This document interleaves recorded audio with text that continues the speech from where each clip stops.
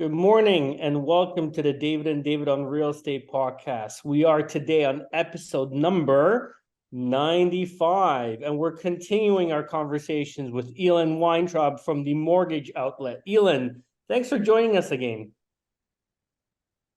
Oh, pleasure to be here. Thank you for having me. Absolutely. And today we're going to dive a little bit deeper and talk about some other really interesting mortgage things. We're going to talk about appraisals. We're going to talk about inventory levels. So, Elan, what are you seeing out there? Oh, that's a broad question. It's a very hazy market right now. First of all, end of August. It's always a weird time. There's a lot of talk about the upcoming Bank of Canada meeting. So I think buyers are getting a little more cautious right now. There isn't a lot of inventory. Sellers are not desperate to sell. There are some landlords that maybe got a little bit ahead of themselves and own 2, 3, 4 properties, and they had variable rates of 1.5%, and now their rates are 6%. So there is some a little bit of pain, especially for people that really extended with variable rates. But one of the things that I revert back to is Warren Buffett's quote, not David Buffett, Warren Buffett. But he has a quote that, be greedy when others are fearful and be fearful when others are greedy. And, the interesting thing for me, and this is really the big question with real estate, this is almost the only question, is now an amazing time to buy. And what I mean by that is buyers are scared, they're a little gun shy. There are some sellers that might need to sell. And if you buy today, this is, I guess, the very tactical question. If you buy today and you go through some pain over the next 2 to 3 years with higher rates, and rates are lower in 3 years, and we continue to see massive immigration, how will prices be in 3 years with lower rates and 3 years of accumulated immigration? And I can see a world where if rates go down by 1%, 2%, I could see a world where prices reignite. So I've always looked at real estate as a long-term investment. It's not a 3 month in and out. It's is it the right place? Can you live there for many years? Can you afford the mortgage? Can you afford life? But it could be a really good time for buyers to buy. So that's kind of one of the things that's on my mind. The other really big thing, and this really bothers me as a mortgage broker, that I'm seeing is issues with new construction. And I'm going to be very specific there. So I've had clients that, let's say, bought let me give a few examples, that bought new construction 2 years ago, 1 year ago, and now maybe the place is ready. Maybe it was a freehold. And number one, they're going in to appraise it. It's not appraising. And I've seen massive, like $200,000, $500,000 variances because someone that bought it, a year or 2 years ago at the absolute peak, and now, prices are lower, the property's not appraising. So that's a big problem. Can we refinance another property? Is there a cosigner? Like, there's a lot of challenge there. But the thing that frustrates me the most as a mortgage broker is, let's say that person came to me a year or two ago and they're like, hey, I'm buying this property. It's going to be ready in a year. I would say to a mortgage broker, as a mortgage broker, I cannot protect you because a lot of builders want a pre-approval. And I could give you a pre-approval. The pre-approval is valid for 120 days. What is the point of a pre-approval of 120 days on a new construction property ready in a year or 2 or 5? So I cannot protect you, but I will connect you to someone who specializes in new construction building at CIBC, at RBC, at whatever it is, and they specialize in that. And they will, number one, lock in your rate for 3 years. Number two, they will appraise your property at the point of signing, not a year or two from now. So this person, in theory, if they would have come to me 2 years ago, they would have a 1.99% rate locked in. The appraisal would be completed. And the funny thing is, the other thing that I would do, which I'm sure David Corman would be happy about, is I'd say, talk to your lawyer, get the development charges and levies capped and all of this fun stuff. Don't buy a new construction property without, what I tell people, and people ask me all the time, Elan, what do you think about new construction? Now, in general, I don't love it. One of the reasons I don't love it is because you're signing a 60 page contract from a Bay Street lawyer that is written solely in the builder's favor. So, in order to even somewhat address that, you need a lawyer to look at the paperwork before you sign anything. So again, one of my points of frustration, you can hear it in my voice. Number one, I could have had helped that guy get the appraisal, get the rate, have everything smooth, have a great lawyer review everything. But now this person is calling me, I can't do it. I went to my bank, the appraisal came in light, I lost my job. That was, the expression, and I'm a big believer in this. An ounce of prevention is worth a pound of cure. If I would have put sunscreen on you a year ago, you'd be laughing. But now you went in the sun for the last year, you're burned. I have to put, afterburn on. It's extremely painful. So, especially in the new construction area, there's some pain. There's some people, again, and David Gorski, I'm sure you know this, people bought properties never intending to close. So I'm going to buy, especially again, the city of Toronto is okay, but especially, the broader, the Burlingtons, Oakvilles, Bramptons.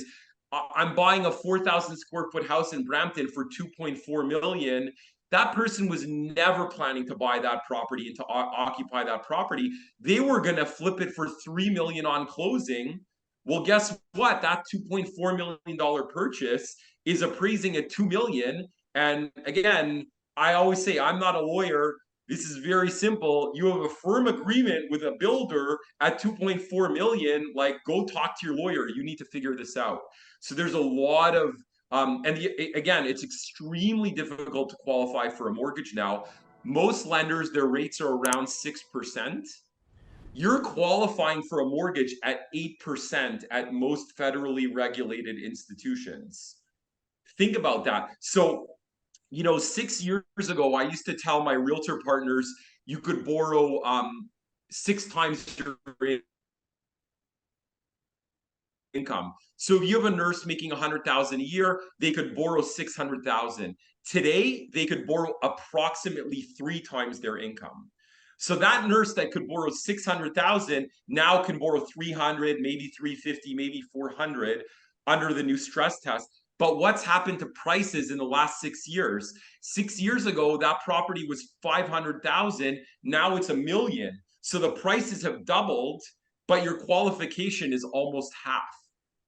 So the reality is, and this is very self-serving, but I say it proudly, you need an amazing mortgage broker, otherwise you're toast. Yeah, okay, a couple things there. First of all, on the new construction side, yes, we always want the client get us the offer. We can review it. We can go through those costs. We can cap some of those costs. We can delete some of those costs.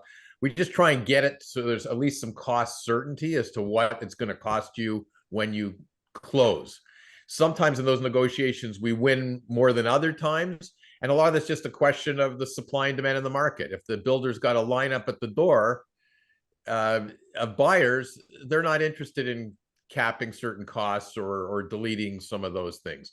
Other times, the market softens like now, and you get a lot more leeway. So that creates for our clients at least some certainty. We know what's going to cost them on closing. But the big issue when we get to the closing point is still with the appraised values. And it's really interesting, Elan, you say, you could lock in at a certain rate. Most people that come to us, the problem is they qualified for a mortgage. They satisfied the builder that they've got a mortgage. They got mortgage approval. But the mortgage approval said it's subject to an appraisal prior to closing. And it doesn't matter what the value was 2 years ago, 3 years ago, 5 years ago, when they bought that condo or that new construction house, it's going to be reappraised once it's actually built. And all of a sudden, those appraisals are coming in really low and they're screwed. Sorry, David, there are lenders that will appraise it and lock the file a year ago, 5 years ago, there is no supplemental appraisal required. This is my point, is right. that And that's brilliant. That's the part that a lot of people don't know about. yes, That's why they need Elan that's right. Weintraub. They need a mortgage broker Wow. that's got Yes. access to that, because Yes. so many brokers or the lenders that are out there aren't directing them to that, and they're locking in. They think they've got a mortgage approval, but it's subject to an appraisal, and they're getting screwed 3 years later because they can't. Well, and David, I'm going to tell you a funny story. I'm a bit of a stubborn guy. And I have people that come to me and they buy new construction and they're like, the builder just needs a 120-day pre-approval. And I'm like, I don't do that. And they're like, but the builder just needs it, like, just do it for me. I don't do that because I know that I am putting my client in jeopardy. I am not protecting my client and I'm doing the wrong thing. So if you want to go to someone that, like, I call it YOLO, right? You just YOLO the approval. Who the hell cares what happens? I'm not that guy. I'm here, and let me be clear. I don't get paid on these types of mortgages. I'm doing it to protect the client, to make the realtor happy, to make the lawyer happy, to make the client happy, because I want a long-term relationship. I'm not going to do, and I've had buyers get frustrated with me, and they're like, Elan, just do it, it's fine. Or even worse, and this is kind of funny, well, I don't have the down payment and I don't have a job, but 4 years from now, I'm going to have the best job ever and I'm going to have the down payment and I'm going to have this. Now, I'm definitely not doing that. And part of the reason is, in 4 years, if there's a breach of contract situation, and again, I'm not a lawyer, David, you can comment on this. My philosophy is the builder is going to say, okay, who did this pre-approval? Elan. Okay, Elan, what diligence did you do? You didn't get a job letter. You didn't check their credit. You didn't check your down payment. I'm suing you because you gave me a pre-approval based on garbage. So I just don't do it. And it really is a shame, because most of these people would have a 1.99% rate locked in, no appraisal required, and there's a mathematical and financial value to that mortgage. That mortgage is actually worth a lot of money because of the present value of money and the differential of savings. So again, like, we want to protect our clients, and sometimes our clients know more than us, and if they know more than us, I'm happy to not work with them under certain circumstances.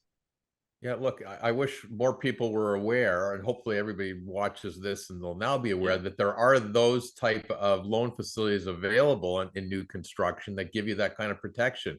Because we're seeing it every day that people don't have that kind of protection, and they're scrambling like crazy. You know, some of them have deep pockets, they have other assets, they got friends and relatives they can borrow from, and or they get into the private mortgage lending, which is extremely expensive because they're stuck and they're trying to protect those deposits and find a way to even, sometimes they have to close and then try to sell just to reduce their exposure and their losses. And it's tough. But if you've got a proper mortgage approval from day one on new construction, you're way ahead of the game. Now, if we switch it to the resale market, you've got a much shorter time frame for getting your mortgage approval, and now we're in a market where people are able to at least get conditions in their offer, so it could be conditional on financing. But still, even if you're closing 2 months later, you still have to be careful with that, because again, they get approval, they waive their condition, and the approval still says, subject to an appraisal. You're closing, you're signing this on August 31st, but you're closing October 31st. And it's still subject to an appraisal. On October 30th, the bank goes in and go, hey, you know what? It's worth $100,000 less. Yeah. Well, again, David, it's funny. There's an expression. It's from the movie Casino. Robert De Niro says it. But there's 3 ways of doing things. There's the right way, the wrong way, and my way. And for my clients, we do things my way. And what is my way, David? If you come to me with a financing condition, I am ordering a rush appraisal in that period to get the appraisal signed off in those 5 days. Because I'm going to tell you now, you're bang on. If you buy a house today, and again, especially if it's like a 60, 90, 120-day closing or beyond, the market could turn. And if I'm appraising your property in a month or two, the appraisal could come in light. So in what world, and again, I'm almost a bit of an outlier in the mortgage space, but in what world am I protecting the client by ordering the appraisal 2 weeks before closing? I remember when I got my first mortgage many years ago, before I was a mortgage broker, and I got a call a week before closing to pay for the appraisal, and I was furious. I was like, there's a week to go. I thought my mortgage was done. Like, now we're appraising the property. So again, to be very clear, in my humble and expert opinion, the appraisal should be done in the financing period as much as possible. Sometimes it's like completely impossible, but it should be strive for, and the buyer needs to understand the risks if they choose to waive that requirement. Yeah, Elan, I'm part gonna part take of the that, issue is, even sorry. one step further. And I'm having conversations with my agents and basically saying to them, look, be wary of firm offers right now. Yeah. Right? Like, really be wary. Think about, due diligence, and think about what position you're actually putting your seller clients in. If you're a selling agent or a listing agent representing the seller and you get a firm offer, right? Is it better to have that due diligence period upfront and actually get the buyer to do an appraisal, make sure everything is organized, go see a mortgage broker, go through the due diligence period, and actually, know exactly what they're getting into, and then sign off on the mortgage condition.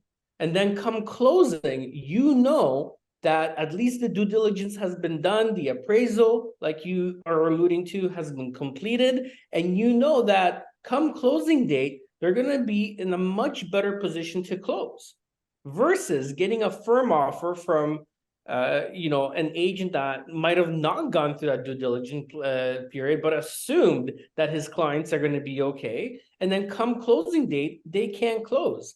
I think listing agents need to ask a lot of questions right now. They need, you need to get comfortable asking these tough questions and making sure that, you're getting really great deposits, you're doing due diligence, you're asking the right questions, you're asking employment related questions, you're asking, down payment related questions, and you're really going the extra mile to make sure that come closing date, that these files are closing. I think part of the problem here, like we're all, talking about ideally what we would like our clients to do, right? In a perfect world. The problem we have still in our market right now is the low supply, so when these properties come up in the market, there's a temptation to come in with unconditional offers.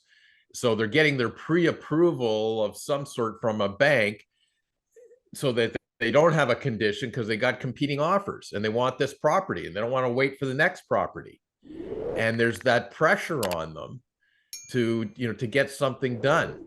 And so they're getting some sort of pre-approval that's not worth the paper it's written on to a large extent, because they don't have the time to get what Elan is saying we really need, which is that locked-in appraisal that doesn't have something in its fine print that says it's subject to a further appraisal, just before closing, right? And Elan, when you get that type of locked-in appraisal, does it run out? Like, is there a time frame that's put in there? Like, this is good for 60 days, 90 days, but then it is subject to further appraisal. Like, if the transaction got extended beyond a certain period, then it's back in jeopardy? Generally, I'd say you're okay with 4 months. It depends on the lender and the type of mortgage, but like 3 to 4 months is a good rule of thumb. If it pushes out a couple of days, again, it shouldn't be an issue, but it really depends on so many factors. But like 3 to 4 months should be no problem. But I want to talk about two things that you mentioned. So number one, pre-approval. And one of the key tips that I give to realtors about because everyone knows what's a pre-approval. Oh, I was pre-approved, and then the buying agent shows you a bunch of properties. The question is not, are you pre-approved? The question you should ask your buyer client is, are you pre-approved? And did they look at all of your documents? Because I can go to my bank and I'm like, I make 100K and I do this and I do that, but I don't really make 100K. I make 68K and I get a massive bonus. Or, you know, I have my money in Bitcoin. Or, so, you know, there's all these, you know, oh, I'm divorced, or I went to the United States and I have a big student loan from whatever, Stanford University, and I have US debt, or I own a property in this country. So it's not, again, realtors are taught on their first day, ask the client if they're pre-approved. The question is, are they pre-approved? And did they review all of your documents? And specifically, what I tell my clients is, if you were going in for knee surgery, don't you want your surgeon to have your x-ray, MRI, CAT scan, EKG, blood pressure before the surgery? Or do you want them to start asking for that in the middle of the surgery? Do you want your surgeon to find out while they're operating on you, holy shit, David is allergic to penicillin? I don't want my physician to find out I'm allergic to penicillin in the middle of surgery. So you know, 70% of my job is to flawlessly understand the client. Oh, I co-signed for my sister's car loan, but she pays it every month. It's like, dude, banks look at that, right? Oh, I rent out my basement, but I don't declare it on my taxes. Oh, I was divorced, but like, don't worry about my divorce. Like, I need to know that I am on your side, right?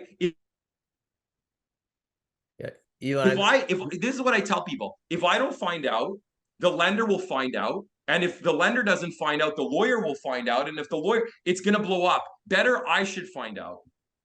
all right, Elan, I love your stories. The way you have all these, and I don't know what the right term is, but we're gonna have to pick this up because this is a big topic, and I think it needs more discussion. We got to talk about mortgage qualifications and all the factors that go into doing it properly. So we're gonna have to do this on our next podcast, Elan. But this was fabulous. So thank you so much for being on. Thanks, guys, today to discuss the market conditions, and we'll have to pick this up with the next podcast. Okay, perfect. Thanks, guys.